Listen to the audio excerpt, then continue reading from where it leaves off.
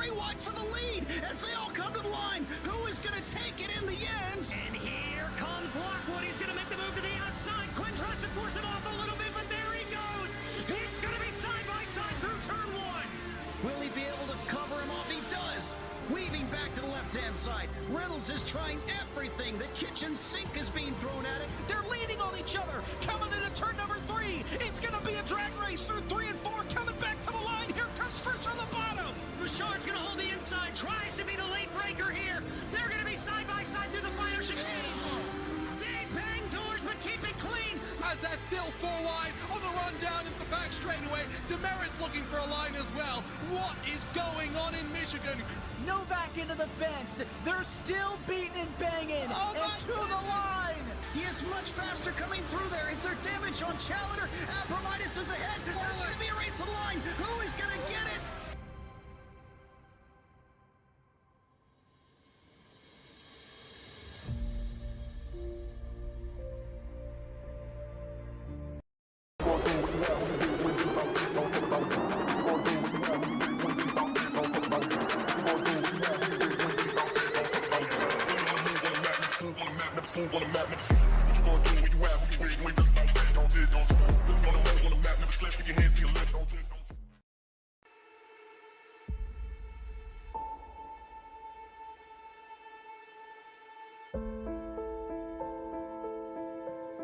There might be some rain coming through.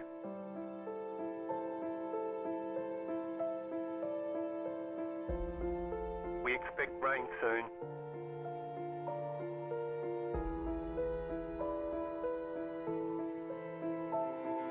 Rain is close.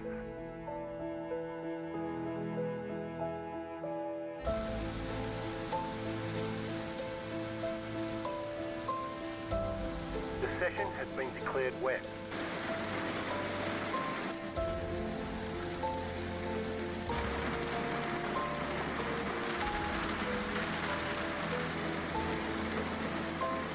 No sign of this rain stopping.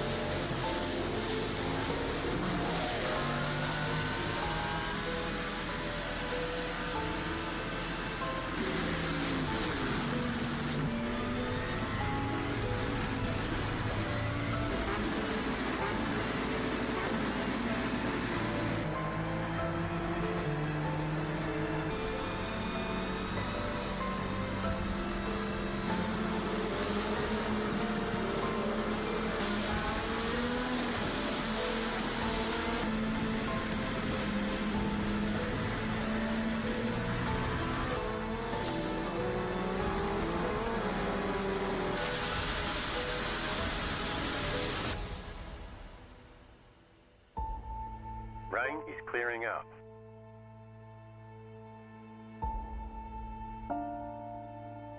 Rain should be gone for now. Nothing but sunshine all day.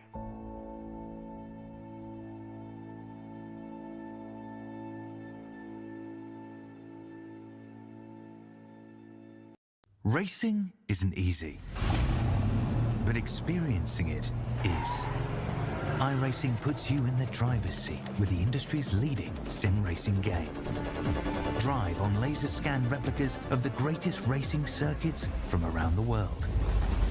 Go head-to-head against other drivers chosen by skill-based matchmaking to ensure competitive racing at every level. Compete across all your favorite series. In officially licensed cars, engineered to deliver the most accurate driving experience possible.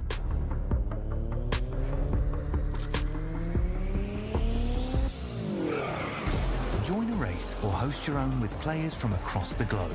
Race against the computer or in a league with friends. Feel the thrill behind the wheel. Visit iRacing.com.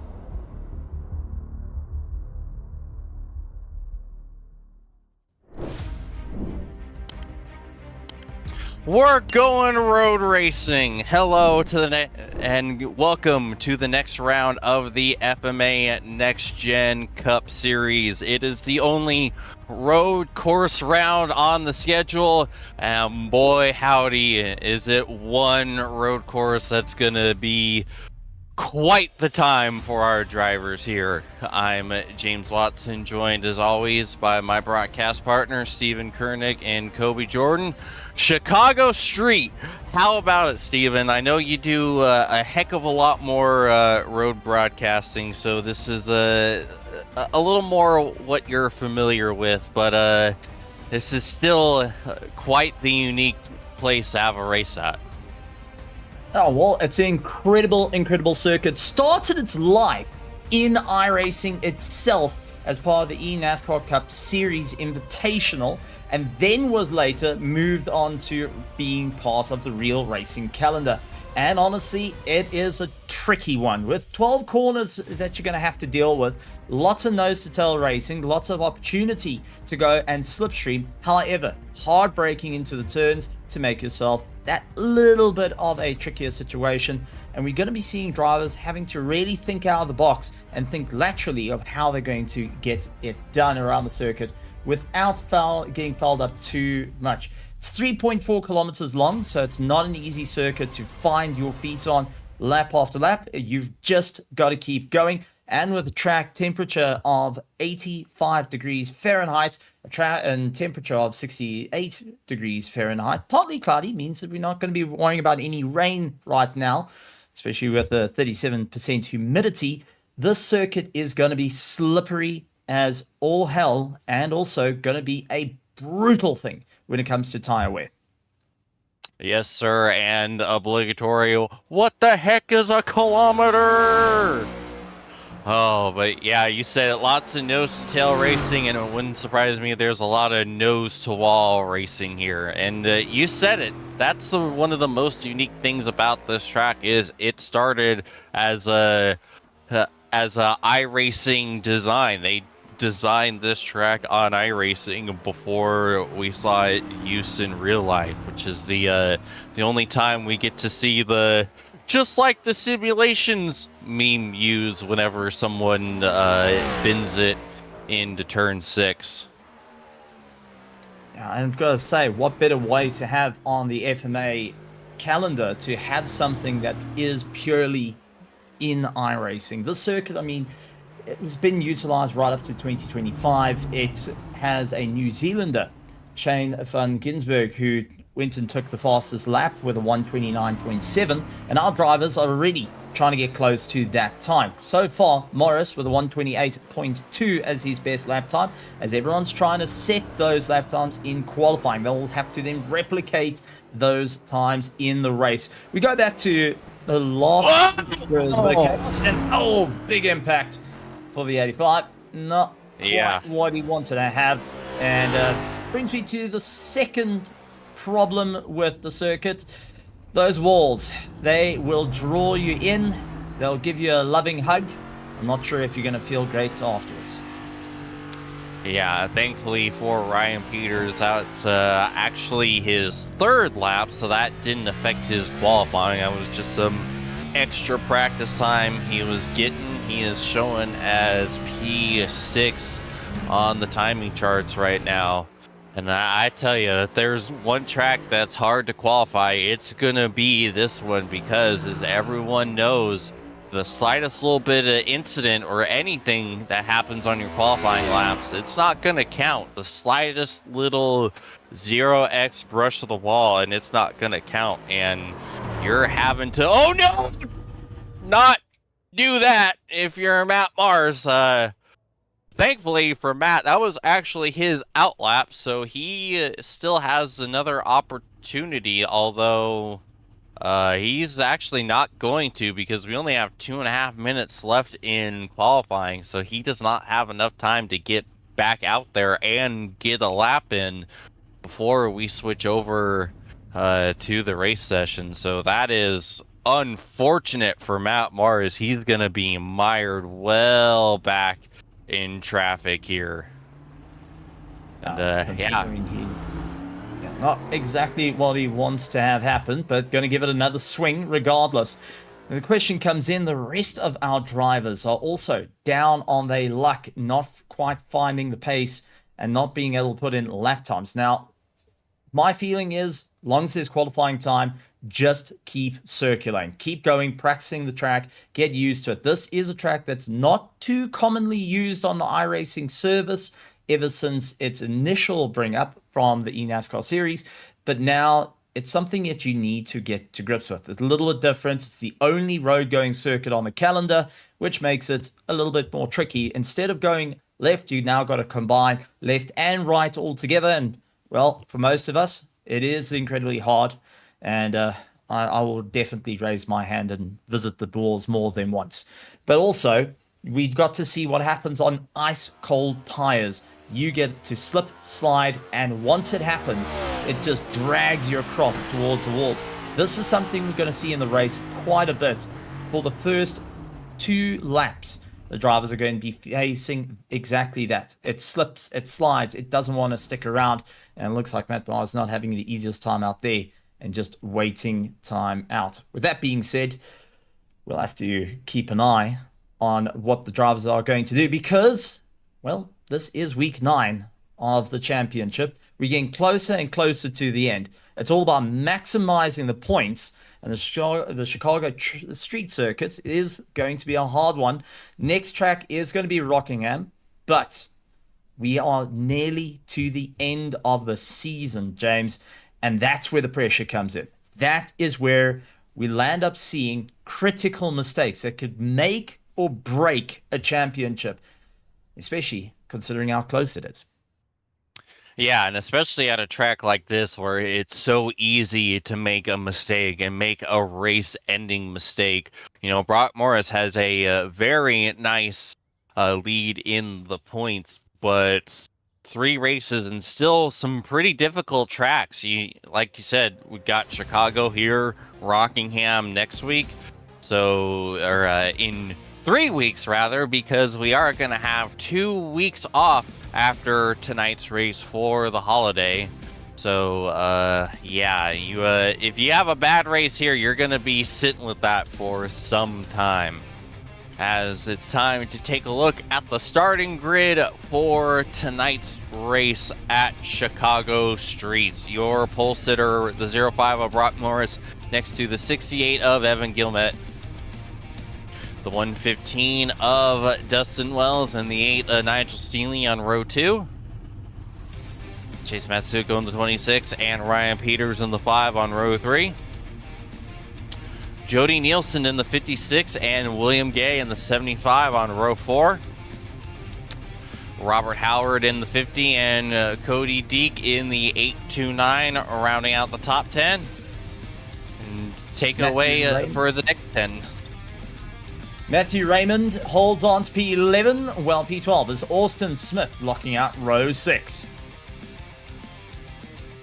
And our drivers getting ready to rock and roll on row 7. It was going to be Cody Brewer and Matt Mars to chase them down.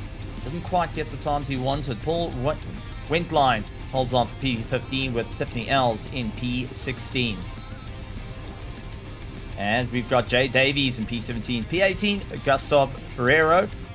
That is your row 9 done and dusted. With that being said, it's an interesting one because Brock Morris is our championship leader on 282 points.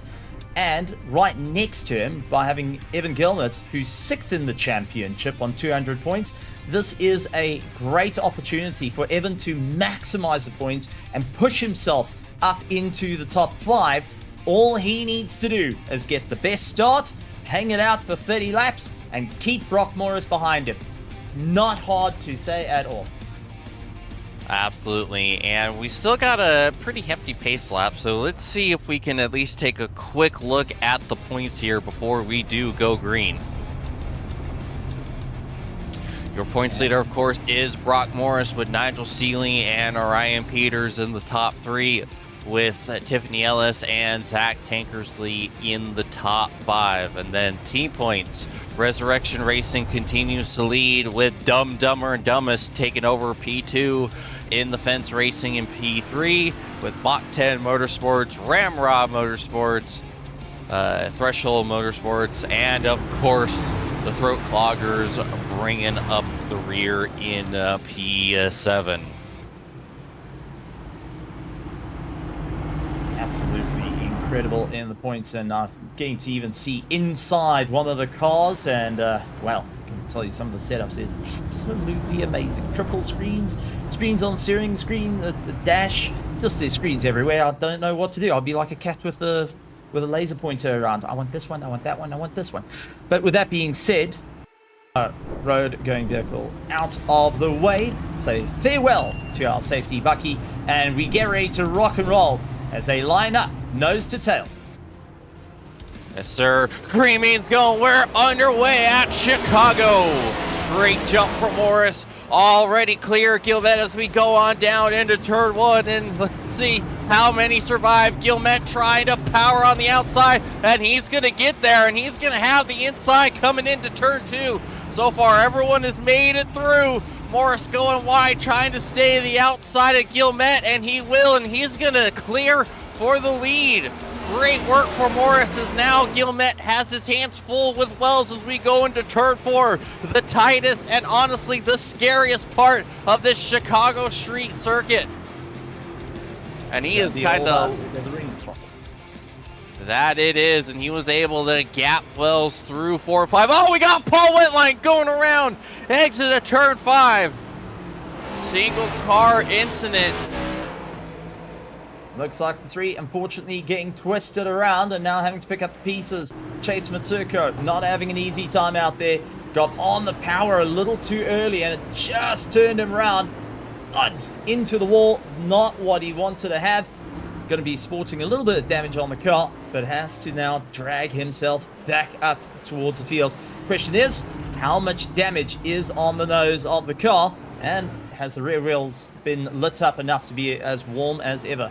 But so far, a great drive from Brock Moores, who's managing to open up the distance, really going that extra mile, does not want to lose time here, looking to really take a clean sweep on the points.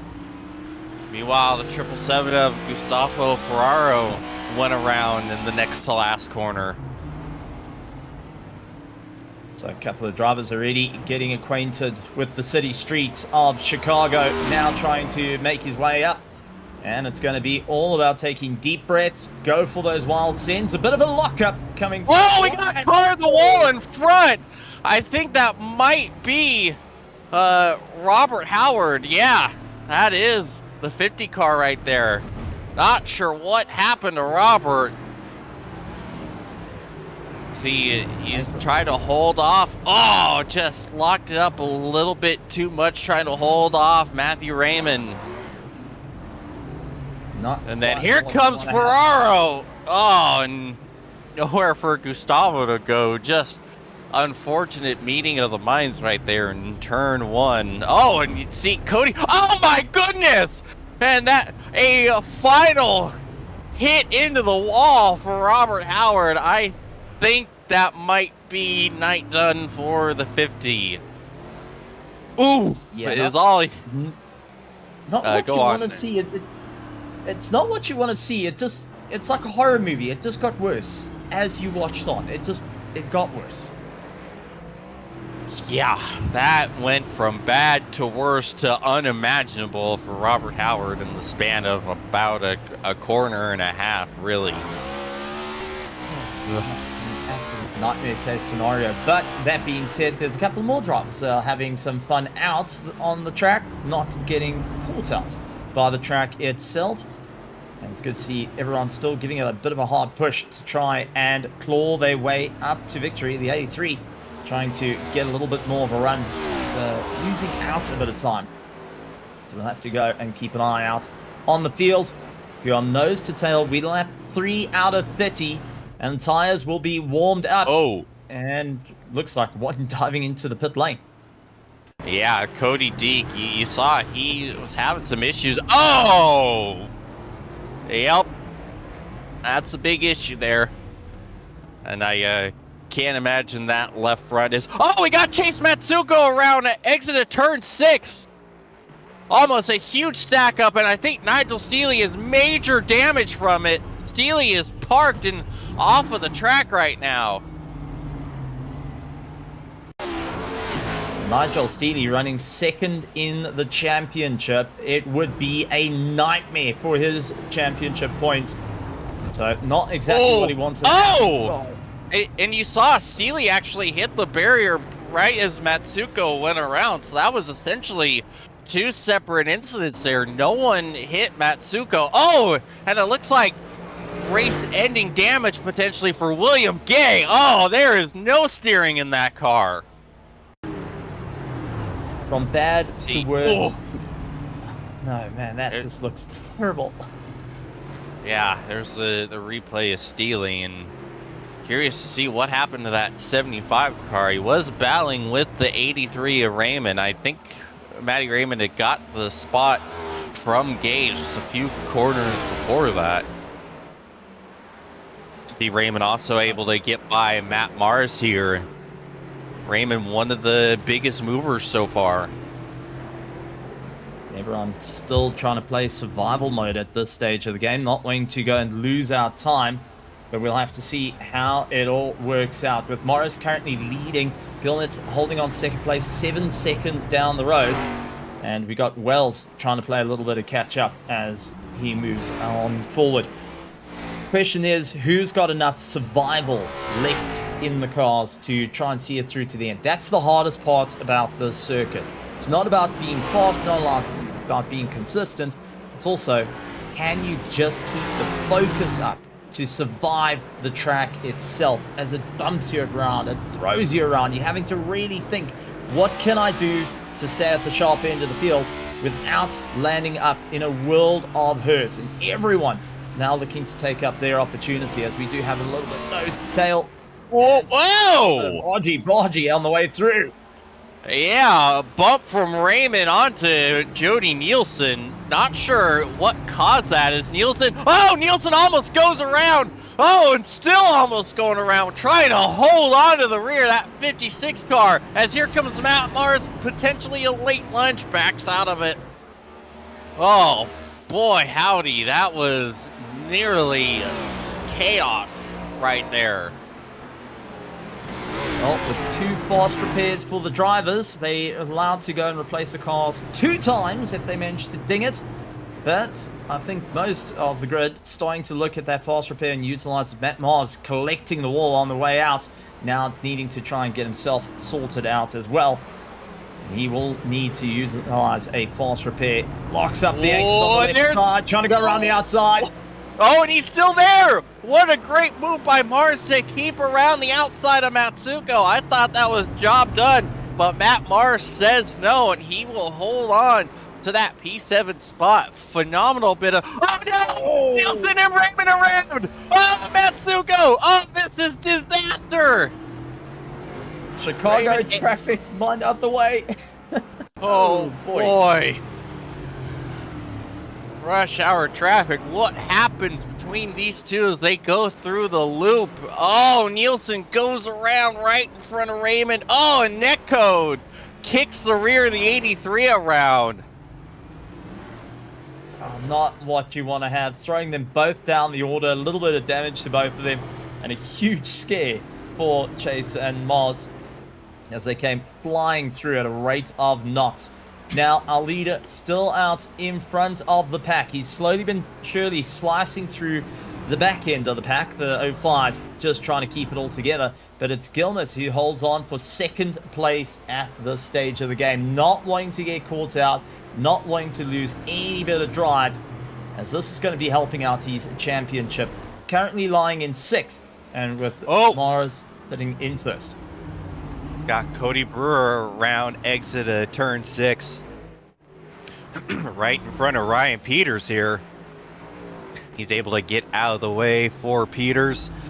That 22 car has seen some things. It's just become a Simba chippy. All crinkle cuts, and there we go. Trying to see what happened. A little clip on the wall, clip on the wall, clip on the wall, lock the anchors, and she goes around. So just hung against the wall, lock up, and then drives it forward just to go and clear the other side. Oh, and it's still going bad. You see Marza Matsuko able to get through. He's got enough of a gap. I don't think that left front is wanting to work with him. Cody Deek was unhappy with something. I think we might have nearly had an issue. As we also have a battle for P2. Wells has caught Gilmet. They are nose to tail. Oh, and Matt Mars has gone around. Matt Mars loses out a little bit of time. Peters trying to push a little bit harder. Matt Mars trying to stay alive out on the course. Lying 6th position. Going and wiping out his tires a little bit more than planned. Coming in through the left-hander. Just lost it on the power. Unfortunately, smashing onto the rear suspension. Will be needing some work on the cars to try and get them going. This is turning into a race of who can keep it out of the walls. We do see another one going in hooked. Yeah, the center. Hooked up. Yeah, the center of the loop, it's so difficult to get through. That is probably the bumpiest spot on the track. And it's also probably one of the highest speed parts of the track too. So you're going over those bumps, trying to hold on to it. It's so easy to snap. And these stock cars, they don't like being on road courses. Even this next gen car, which is a bit more like a road-going GT car. Oh, and P2 goes around. Evan Gilmet, his first mistake of the night. Into turn 1, just brings it out, and unfortunately on power, that was all she wrote. Turn 1, starting to pick up bumpers left, right, and center. As they've got to keep as close to the right-hand side as possible, throw the car in, and you've just got to feed the power on.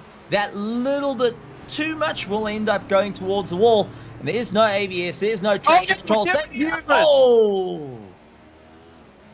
Well, that's the easiest pass Matty Raymond is going to make right there. With the mine punt. Oh, Paul Wentline has went it round again. I think these next-gen cars are going to be needing some serious work once they're done. Whoa, hang on to it, Paul.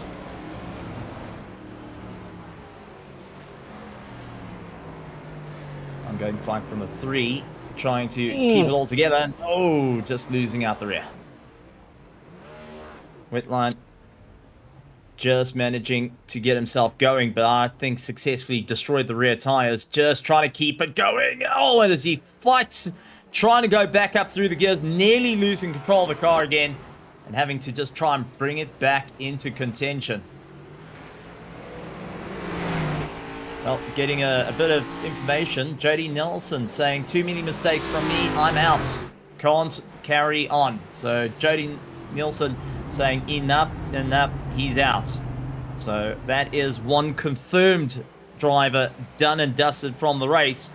Now, it's quite a blow to see, considering so early on in this race. Absolutely heartbreak for Nielsen. There's anything but right now for Brock Morris. 21 seconds. This is a curb stomping right now. Trying to keep it all together. Try and see what you can do. See on board with the 83 car. Tried to continue the recovery from the incident there in the loop. Now I've got a question for you. I'll see if I have an answer. Okay, well, would you rather be close slipstreaming a friend around the circuit, or would you rather give yourself room and just work against the clock instead?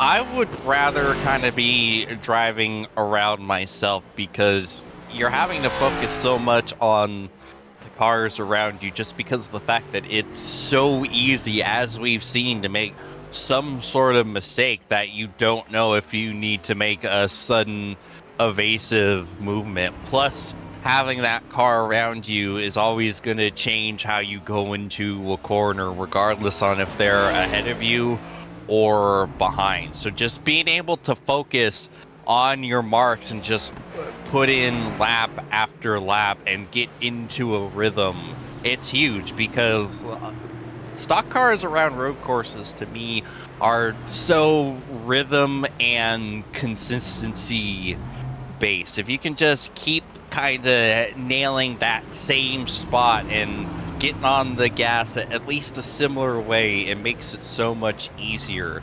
You know, these cars, they can smell fear. If you're just a little too nervous on braking or on throttle, it's gonna notice that and it's gonna bite you. So it's easier to build that confidence and build that consistency when you're able to just focus on hitting your marks. Well, and you can see exactly that, having a bit of a track awareness, especially when you got the field coming through. It is a fixed setup as well, so if you do prefer a loose car or something that is more forgiving, well, you're pretty much stuck on whatever iRacing Chicago STO will give you. So a fixed setup does make things a little bit more of a tricky situation, as we do see our leader trying to carve through the field and having a little bit of a difficult time in doing so.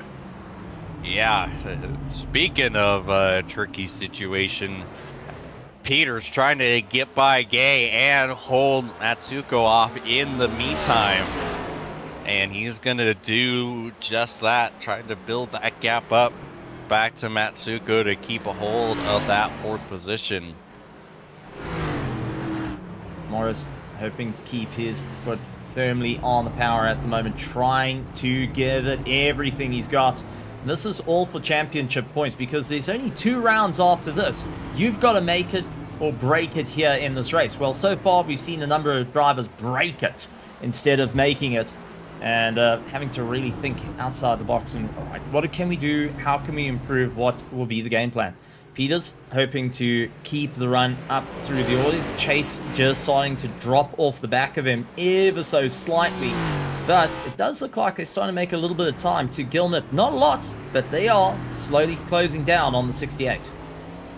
And Gilmet is also starting to close up on Wells for that second position. He's only about a second behind. Look at that. You see he is right there in the shot of that 115/97 car.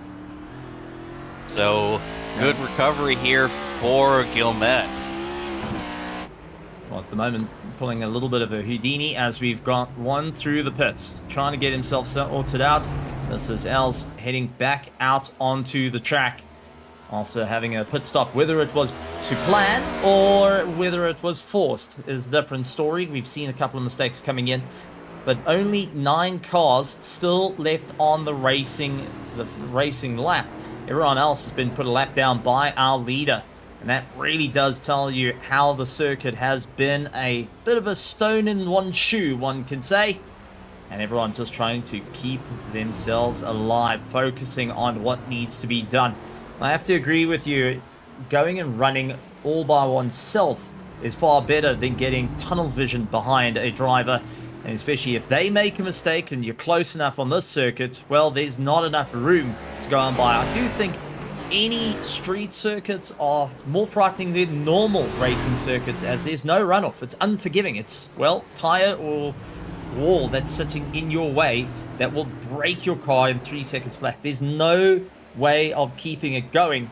And also with these cars, as I said, smelling fear, they do lift up quite a bit over the bumps. There's not any major aero to compress you down onto the ground. It's all about keeping it as aerodynamic for top-end speed versus handling corners, and that makes these machines a little bit more tricky. Yeah, because you can always relax at least somewhat in a traditional road course, because it's like, oh, if you turn in a little too early on the apex, it's like, oh, got the grass, got an off track, maybe a small slowdown. Oop, kind of went wide on exit, got the grass, got a 1x. If you turn in too early on the apex, here, wall. If you miss the exit just a little bit, wall. And walls do not like race car components, as we've already seen multiple times tonight. So yeah, it's just so much more terrifying and scary, because the slightest little mistake will be race ending. And so that's why you're in awe of someone like Brock Morris, who's able to put up these laps and just continue to grow this gap out just lap after lap with this speed and consistency that he has. Well, at the moment, Wells, little bit of a problem with his internet issues. Yeah, look at that. Off the gas. Oh no, Gilman! Oh! I think that might have distracted the 68 car, and into the tire barrier goes Gilmet. Oh, man.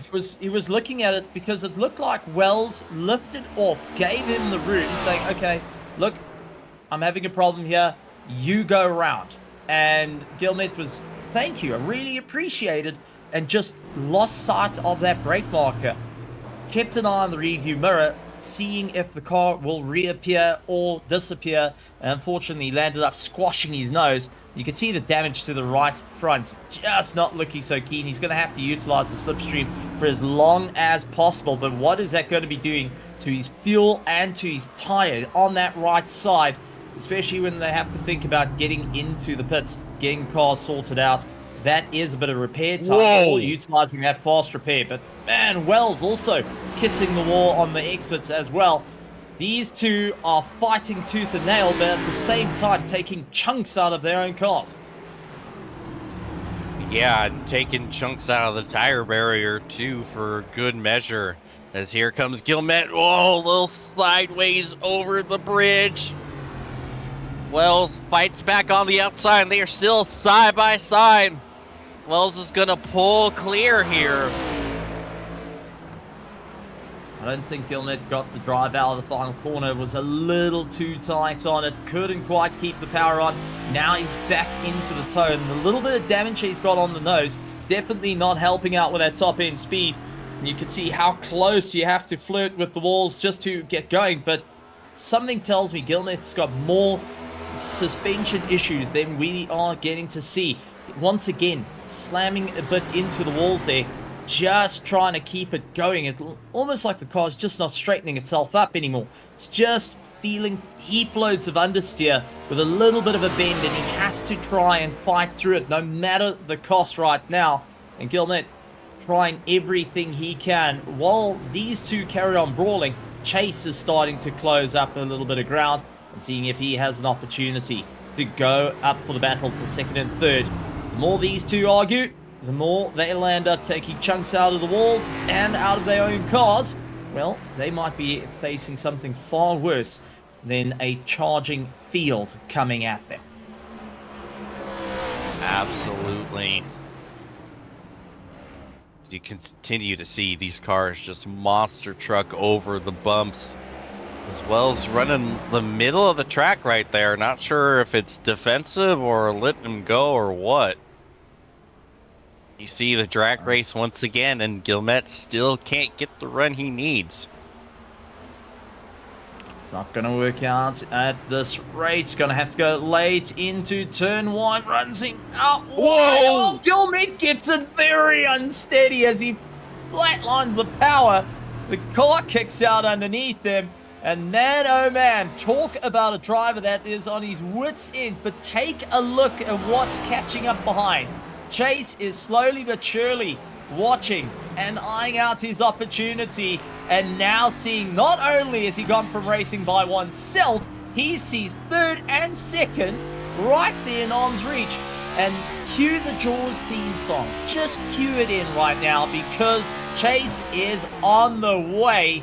Or should we say, just cue in for Chasezilla, rather go and bring in the Godzilla music. I mean, that works even better. Yeah, you mentioned flatlining the power. I tell you, the flatline was anything but in the 68 heart monitor going all over the place as it got even worse there as they're trying to get through the lap car of, I believe that's Cody Brewer. It's going to help give Wells some breathing room. It's a rough place to catch lap traffic right there.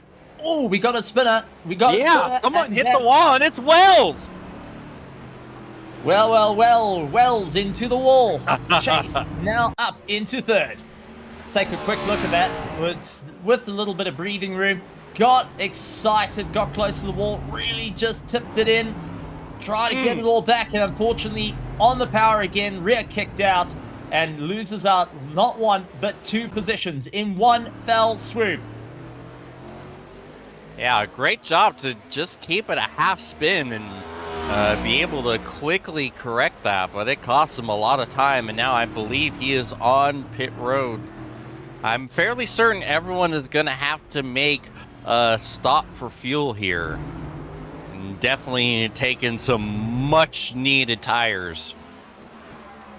Don't think there's anything left. They are going right down to the carcasses of these tires just to keep them going, and our drivers just trying to circulate, feeling the pressure. It's well over halfway of this race, and I'm sure the drivers are feeling like they're doing their own endurance race right now. The amount of focus needed to just keep these cars out of the wall, to keep the pace they're going, as we do jump on board with Mars.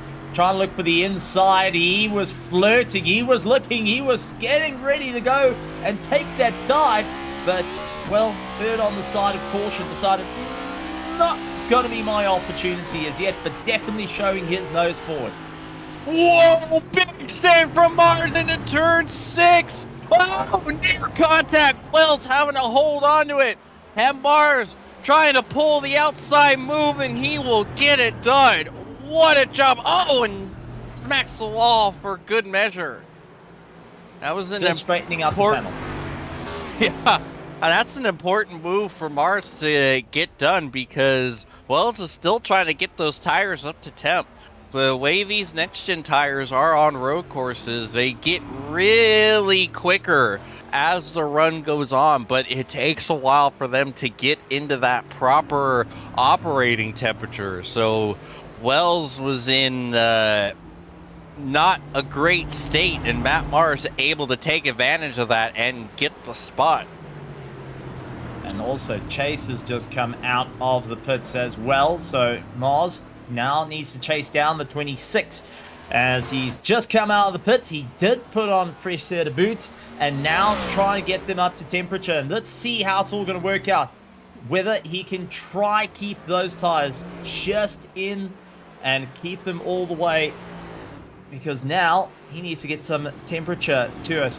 Mars pulling along Wells closer and closer, trying to see what can be done. Chase running currently in 5th place, Mars in 6th, Wells in 7th, and they will be keeping an eye on what needs to be done. Question is, will Brock Morris be pulling into the pits anytime soon?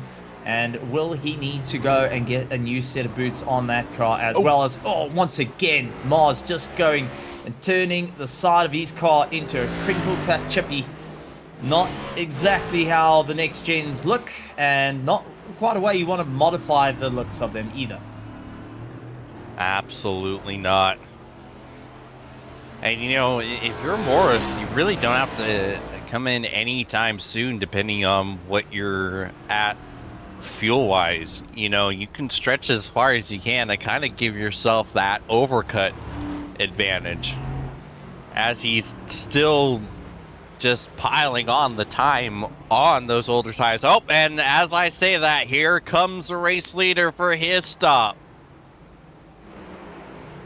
Still Raymond pulling the pits. He's taking new fresh tires both sides. Our leader coming in. Question is he going to go all 4, or is he going to switch out only one? He's got 33 seconds to Peters in second place. Gilmet trying to chase down with Chase on the back of him.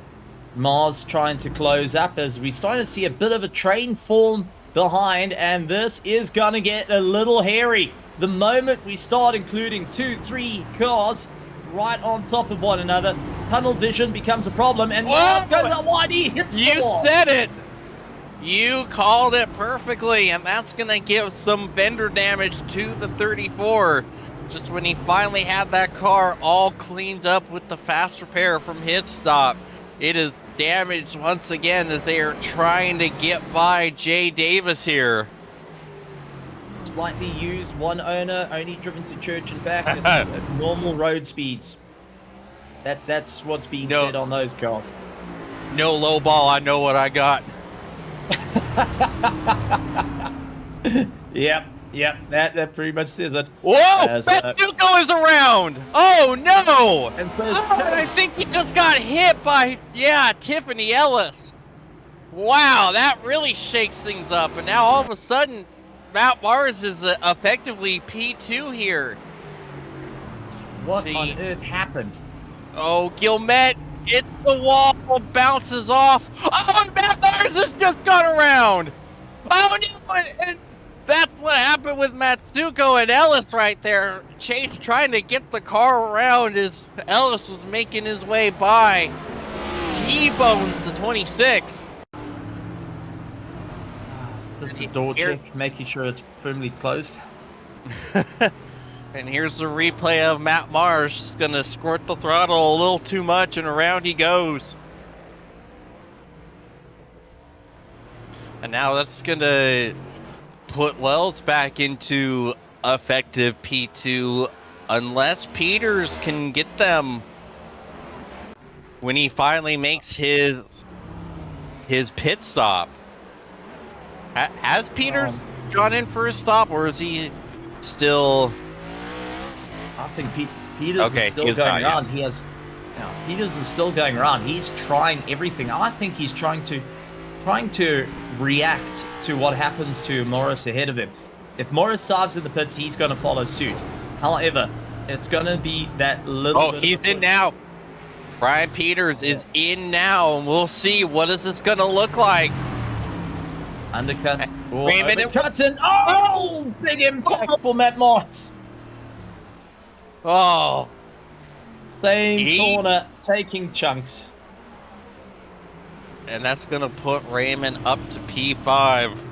And it looks like Peters has stayed ahead of Wells. But Dustin, he's got the tires that are up to temp. It's going to be tough for Peters to hold them off as he gets these Goodyears up to temperature.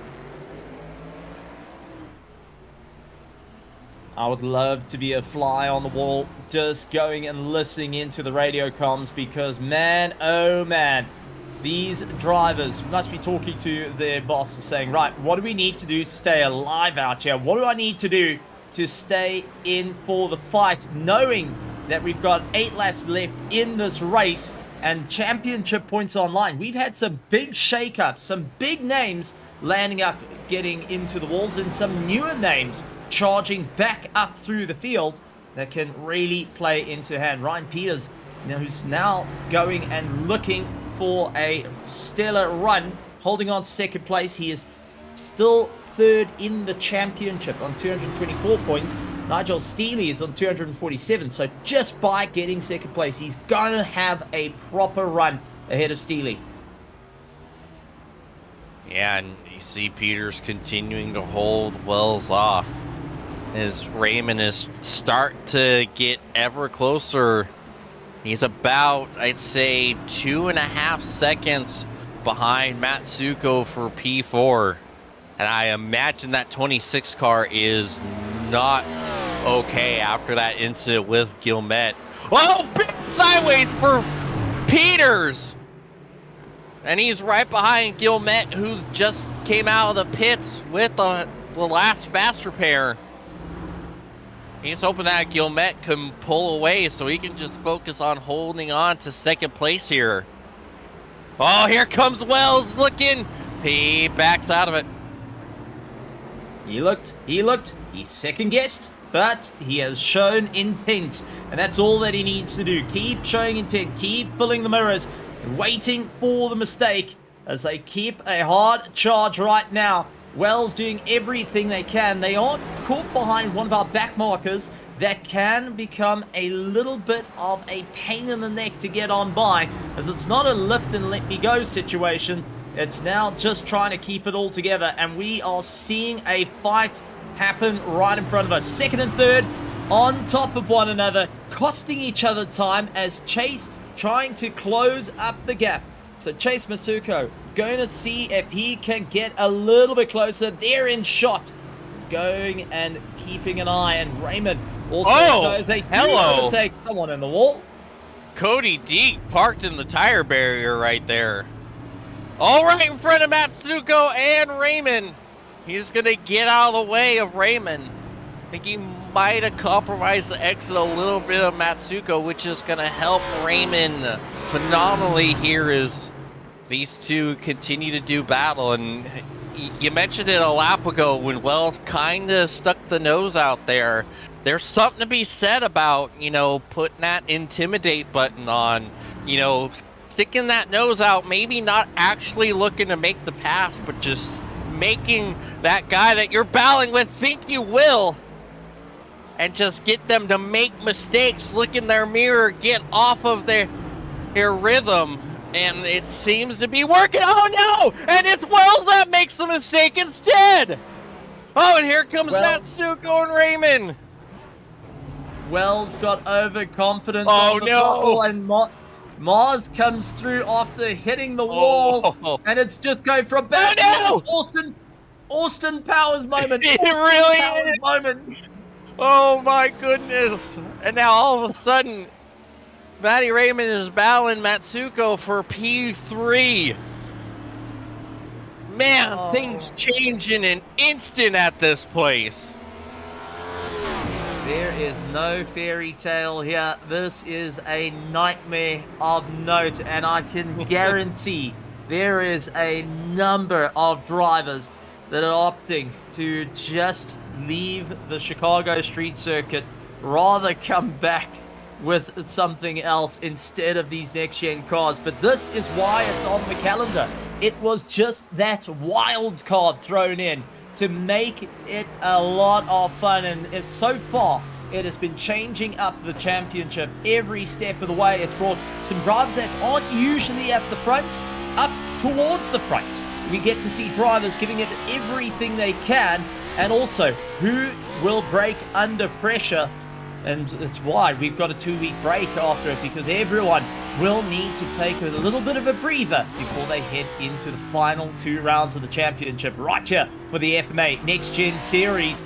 We are here at week 9, giving it everything we can. The temperature of the circuit going up and up and up, which is making life a little bit more tricky for these drivers as they look 5 laps to go. It is all or nothing. And even with second place going and running away from third, while Chase is looking in his rearview mirror, that's a big 7-inch mirror in that car, and sees Raymond right there, eyeing out that podium, wanting to make it happen. Yeah, you think people are going to be drinking next Sunday for Memorial Day? No, they're going to be drinking in recovery from this race. See him at a mad dash. Yes, sir, as they both make their way by Ellis. And just to check in, few accidents. That he has, and just to check in, Brock Morris is still on the racetrack, very, very far away from everyone. 55-second lead. Mother of mercy. I think we need to get the Max Verstappen meme theme out for Brock Morris tonight, because this is just crushing the competition. Now, if you had to think, how much BOP do you need to put in terms of weight? You're going to have to put in a few bits of lead of weight to slow him down. on this, because I mean that is nearly a minute now ahead of second place, while the ongoing battle for third carries on. And just taking a look, I don't think Chase has managed to get onto the podium in a very, very long time. So Chase Matsuko, who has been fighting out for third, has yet to get on the podium, and now just trying to keep it all together. This would be, I would presume, just going through some old standings, that his first time to get it done and dusted. And he's doing a great job with a car that's not 100%. You see that damage there on the right front corner. You think it would be really affecting him, but he's been able to keep Raymond at bay phenomenally basically this whole run. And they've also been gaining on Ryan Peters bit by bit. Oh, that's still going the wall! Oh no! Commentators Look at the right. first.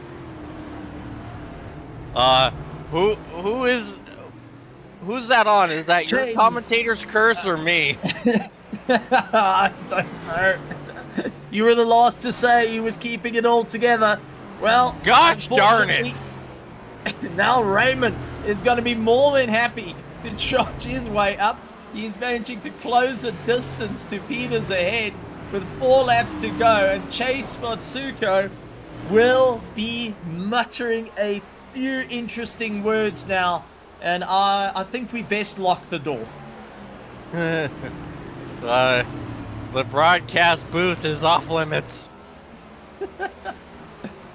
Oh, and he's lost it again in the background. Oh, and Nigel Seeley. Oh, and he's going to pull out right in front of Peters. That's going to slow up the 5. And a huge run for Raymond right now. And he might make the move into 4. This is going to be a crazy. And he's got it done before they even got to turn 4. Raymond, Heck of a run for Raymond. Raymond giving it everything he's got. He's not even in the top 10 for the championship points. He hasn't seen the podium, and not only was he fighting for third, he was now up into second. How's this all working out? Right with 3 laps to go, Raymond, just keep it together. Just bring the gears down. Don't go hard on the throttle. Put a squeeze ball behind the damn throttle. Somebody give this man a water. He must be absolutely cooked behind the wheel. I don't know who needs the water more, Maddie or you at this point. I'm trying to figure out. Yeah, Matty Raymond in only his second ever FMA Cup Series start. P3 right now. I'm pulling away from Ryan Peters. So Morris has had an easy, gentle drive. 3 laps to go. Has got tons of room to Raymond, who now holds on to second place. Peters up into third. Chase Matsuko, unfortunately, falling down the order into 4th position. Matt Mars in 5th, trying to pull his way back into contention. I mean, this is just wild, left, right, and center. And everyone that you think would have been at the top end, well, unfortunately, it's been a change-up of note. Ryan Peters going and starting out on the front row. Well, he's down to 3rd place and losing a bit of time, but doesn't seem to be getting caught up by Chase Matsuko, so possibly able to keep in for the championship fight and carry some points over. He's on 224 points, while Nigel Steely's on 247. Tiffany and Matsuko's just gone around again. Oh, Matt Mars is involved too. And oh boy, Austin Powers. And look at that, synchronized reversing for him and Nigel Steely. And the leader, there goes Brock Morris with a bigger scare than what he wanted to at this point. Boy, that would have shaken things up right there. It would be the only car that hasn't got damage get damage. You see, he goes around and Matt Mars plows into Tiffany Ellis. Oh boy. And the front of the 34 It is. Oh, wow. He is just absolutely got the nose caved in. He can't breathe. His face is so caved in right now. My goodness. But final lap in the air at Chicago. That's going to be a great one at the moment. Raymond holds on for second place. Peters on to third. But it's going to be Morris who will be looking to pick up the win on one of the hardest circuits of the season. And you know what? The only street circuit of the season. What a stellar run. He's the only car that has had no damage during the race. And what a stellar drive on his part to open up a 1 minute gap to the rest of the field.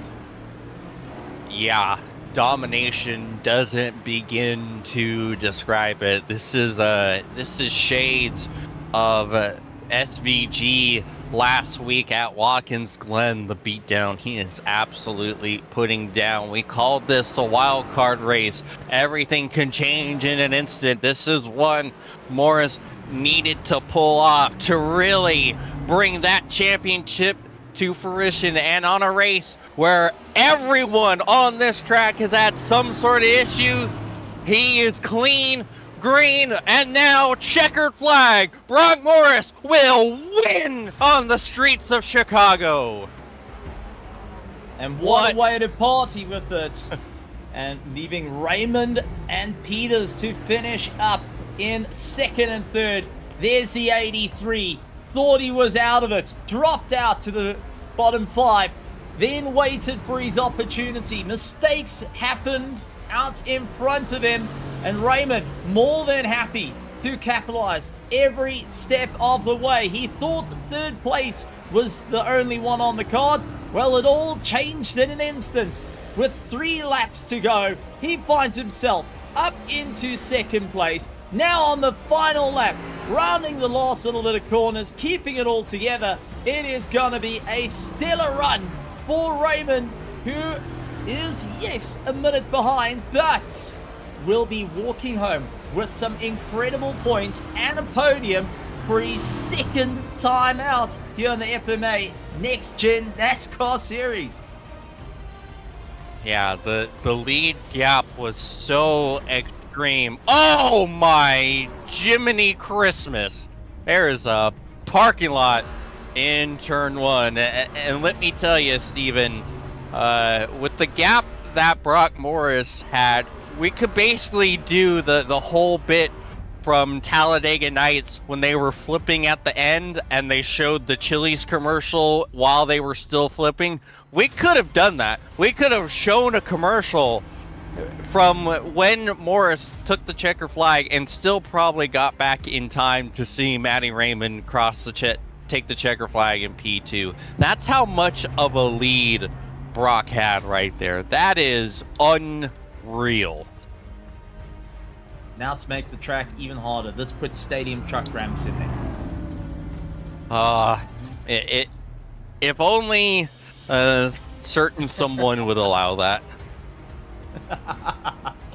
But that being said, congratulations to our winner. Dominating effort, the only car not to get damaged. Oh, never mind, he just damaged.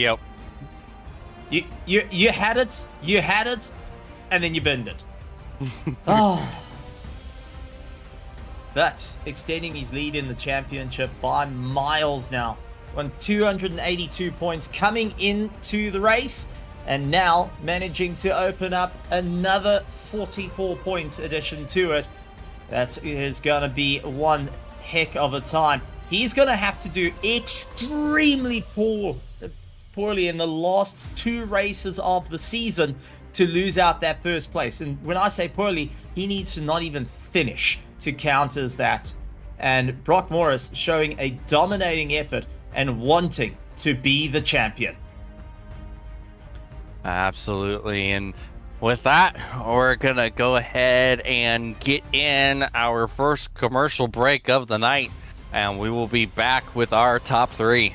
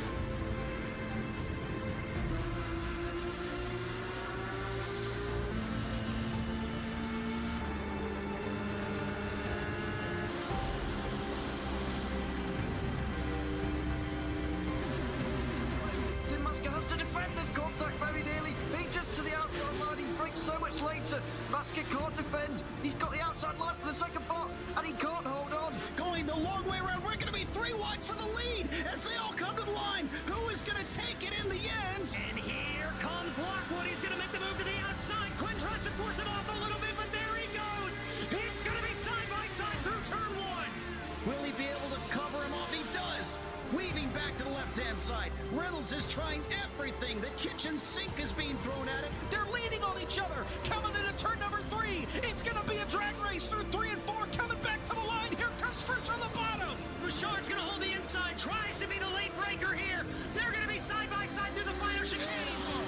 They bang doors, but keep it clean. As they're still 4 wide on the run down into the back straightaway. Demerit's looking for a line as well. What is going on in Michigan?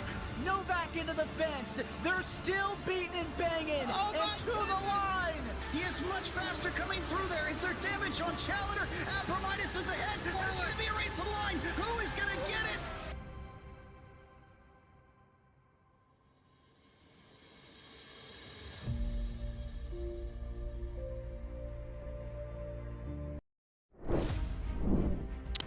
Alrighty, we are back, and let's go ahead and go through our final results before we get to the top 3.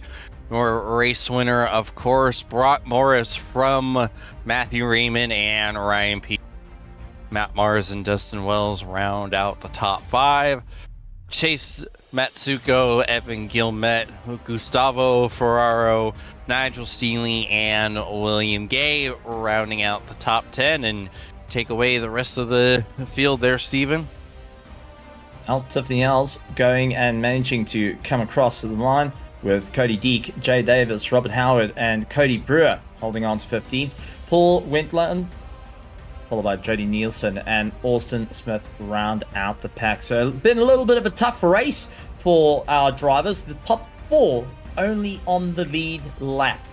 And with that being said, it's been a wild one. We called this the wild card race, and well, we got to see what exactly it did to the championship, and got to see how it brought a couple of drivers a lot closer to the sharp end of the field.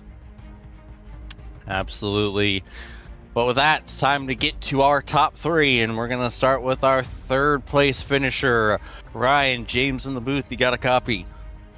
Hey, what's going on, guys? That was madness. What was that like on your end? I think madness is correct. Was it Madness on Midway or Midtown or something like that's what they call where the Chicago Bulls play. So I think that was probably pretty appropriate there. Really fun. It's been a while since you drove for 45 minutes and just felt like you had to concentrate the entire time. Yeah, that's the thing about a track like this is that if you lose focus for just a split second, you're going into the tire barrier at a high rate of speed. And even if you were focused, it still looked like guys were having troubles keeping it out of the barrier. Yeah, I think this is one track in this car combo where if you did not practice it, like, you were going to struggle. I put in a lot of work to try to get a decent finish. Knew Brock was going to be the class of the field.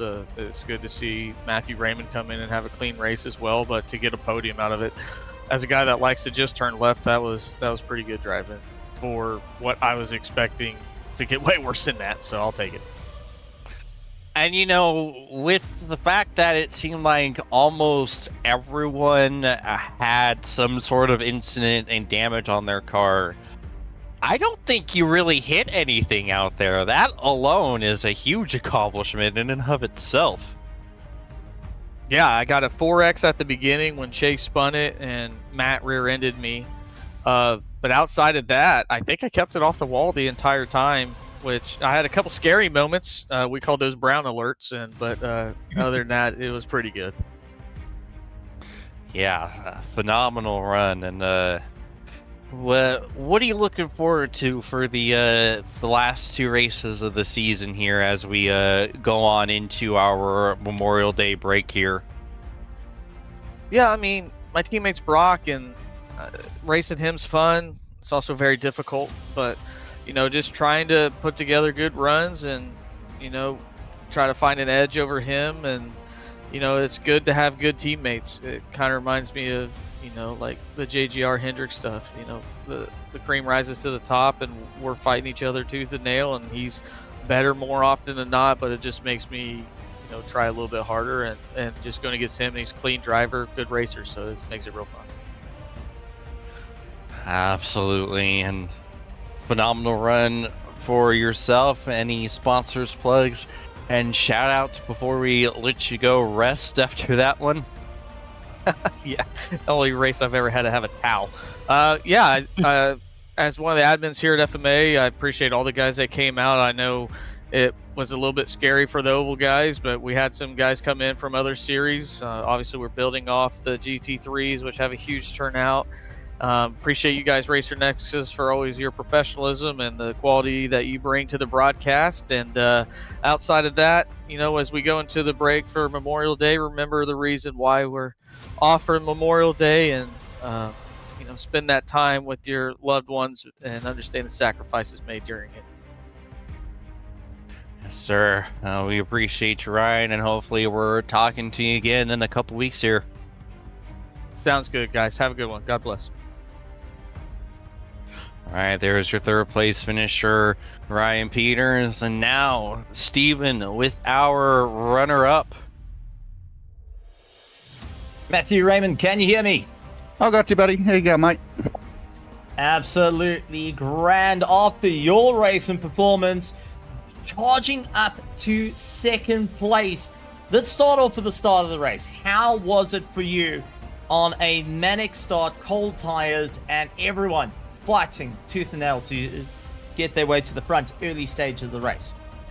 To be honest, it was bloody terrifying. But yeah, no, it's just I haven't raced these guys. It's only my second run with these guys, so I'm still learning, who to race, how to race, and all that sort of thing. So I stepped on my noodle a couple of times, but was just trying real hard to not get into anyone. And a couple of guys were sort of, getting on the brakes a bit earlier than I expected. So it sort of took me quite a while to get into my rhythm, so to speak. But yeah, once I got a bit of clean air and a bit of space around me, started laying some heaters, and yeah, I had a good run. Slowly worked my way through the field, and what is it? Second I got, was it? Yeah. I've got second place, and that's where I wanted to go and inquire. You were in a solid fight with Chase and with Wells, trying to get into third place, and then all of a sudden there's a mistake and you're climbing up the order, suddenly finding yourself in second. I mean, what went through your head, suddenly going, hang on, 3 laps to go, I've gone from third and I'm in second, I've got a little bit of room to play with. I'm sure there's excitement at the same time. Yeah, of course, there always is. I mean, it's never bad getting a good result, eh? So, but yeah, I had a really good race with the 26. That was a lot of fun, because we were about the same sort of, we matched on pace, and when I got to him, just put a bit of pressure on him and stayed in his mirrors, and yeah, sort of, whether it was me or himself, sort of forced him into a bit of a mistake and took advantage, and yeah, just checked out, set sail from there, sort of thing. But by the time I got to second, I knew that Brock, I believe it is, he was long gone, so there was no sort of catching him unless he really sort of binned it or something. But yeah, I was just sort of having fun out there, I really love this track, and I like any sort of NASCAR stock car on a road course. I find them a lot of fun, so yeah, just enjoying myself, and like I said, try really hard not to get into anyone. I don't think I roughed anyone up. I might have had a touch here and there, but yeah, just a bit of racing. It was good fun. Wasn't bad touch, so it's all good. That being said, anything you want to say to your sponsors, to the team TWR that you display proudly all over your car, to those out in the virtual grandstands right here at Racer Nexus, and to everyone of the FMA family? Yeah, mate. Well, like you said, yeah, big thank yous to TWRS. They've been on board with SRM, or our team, I mean, for quite a while now, and yeah, there's no better shop out there. They look after us extremely well. Doesn't matter what it is. If like I just decided, flip of a coin last year, I was going to run Chili Bowl, so a few guys from there come across, help me with the set, and they provide us burner sets every week, every race, and so yeah, they're decently priced, as I've been noticing from some of the other shops. So yeah, I mean, anyone looking for a setup, definitely go check out TWRS. They're the guys. And a couple other sponsors we got on board. We've got Scotcher Race Fuels, Cut 6 Sticker Co. We've got a company named Moondog, and he does sort of hand-painted graphic designs, pinstriping on hot rods and all that sort of really cool stuff. And a couple of charities we like to shout out to, Tourette Syndrome Australia and the Alopecia Foundation Australia, and just a couple of other guys that chip in a little bit lately, Con down at Adelaide Fuel Recovery and Ryan down at Mulherns. So yeah, special thanks to those guys, and you guys of course in the booth, Inside Lane Productions, and I believe TWRS might sponsor this league. I can't be certain, but if they do, I'll thank you again to them of course. And yeah, you guys chipping in the hard work in the booth to making us look good. So yeah, thanks a lot guys, it's been a good race. Well, it's you guys that put on the fantastic show that makes it all look good. Matthew Raymond managing to capture that second place right at the last. And I mean, that was a monumental run. But James, you have got our dominating race leader, Brock Morris. I mean, there's no other way of saying it. All hail the circuit master, Brock Morris. Yeah, Brock, James in the booth, you got a copy. Absolutely. Well, some say you're still adding to your lead this day. Like, that was ridiculous. Like, a minute ahead of everyone at the checkered flag. Like, what do you do? There's demoralizing, and then there's that. Like, have you ever won a race that convincingly before? I do not believe so. I think that is probably a PR there, but yeah, it was a good race overall. It was a really tough track, tough car, tough track, and that was in the back of I think everybody's mind, is just keep it on the track, keep it pointed the right direction. And yeah, I figured like I'm more of a road guy than I am an oval guy, and I had this one particularly circled of I think I'm going to have a good run this week. But yeah, it was just super hard to keep it pointed the right direction. So really happy with how tonight went. And yeah, I'm happy to carry the momentum we've had the past couple weeks. Yeah, it's not all done and dusted here, but you've got yourself a pretty hefty lead here, which is 2 races to go. That's got to make the Memorial Day break a lot easier to stomach, knowing that pressure is about as off as it's going to be in this scenario for you. Absolutely, yeah, and I'm pretty excited because it seems like it's kind of trending that direction. Obviously, it's not over till it's over, but I've never won a league championship before, so I'm really pushing for it, really trying every week, getting better, studying the data, just doing some practice at the track. So yeah, definitely 2-week break here is going into it on a high, and hopefully coming back into I think it's Rockingham, I can keep carrying the momentum. So yeah, very excited about it. Sir, I'm going to have to call a BS on that. Otherwise, I don't want to see the talent level in the leagues you run if you haven't ever won a championship before with the pace that you're displaying this season. I appreciate it. I just usually, this is the first time, to be honest, I'm really committed to a full season. It's been really challenging. I committed to all 3 of the FMA seasons here, and it's been paying off pretty well. I'm having a ton of fun in our Monday and Thursday night leagues, some great championship battles there, great race battles. So yeah, very excited about it, and yeah, just looking forward to getting it over with, to be honest. It is quite a lot of pressure. Absolutely, but you did a fantastic job to alleviate all that.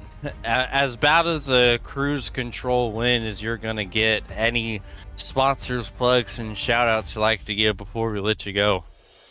Absolutely. Juicy Spider Studios, High Side Podcast, Kettering University, Kettering Esports, Like to thank everybody at FMA for showing up tonight. I know this wasn't a super popular track, and specifically since it's a road course on a stock car schedule, and attendance had been, you know, hit or miss the past couple weeks. So I really appreciate everybody showing up tonight and being out there. I'd like to also thank you guys up here in the booth, and also my teammates in Resurrection Racing. I don't think I've given them a shout out yet, but I feel bad about that. I kept forgetting, but we've been rocking it this season. I think we're at the top of this team standings too. So yeah, looking forward to finishing it up with them and hopefully get a team championship as well. Absolutely. Well, we appreciate you, Brock, and hopefully we're talking to you again here in a couple weeks. Yeah, I hope so as well. Thank you, guys.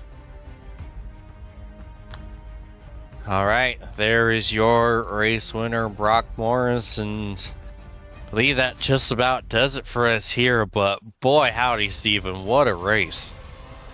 It was absolutely incredible. The wild card added into the championship has flipped the championship. It kept us on our toes, and with us now going into the Memorial break for 2 weeks, we will be coming back to the final 2 rounds of the championship. It's all up in the air. Drivers are looking to find every little inch of pace, looking to stay at the sharp end of the field. But James, I've got to say, I'm really, really looking forward to seeing who can walk away the champion. Will Lady Luck stay in Brock Morris's corner, or will Murphy get involved? Absolutely, it remains to be seen. But with that, it's time for us to get the heck on out of here. For my broadcast partners, Stephen Kernick and Kobe Jordan, I'm James Watson, bidding you adieu till next time. Good night, everyone.